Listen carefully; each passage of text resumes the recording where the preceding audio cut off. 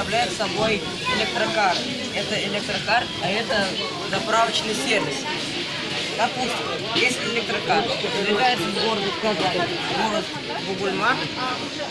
Вот он, получается, проехал до первой заправочной станции города Набережные Челны. А вот здесь вот, например, сломался. Тогда, как видите, он сюда не может приехать и сюда.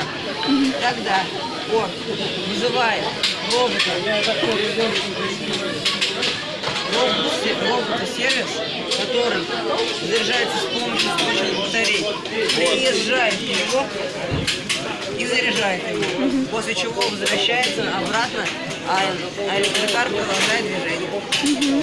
Как тебя зовут? Козлов Илья. Из Казани. Да. А для чего? Это творческая станция, для чего это? И как это придумалось? С чего проблему ты эту взял и решил ее решить?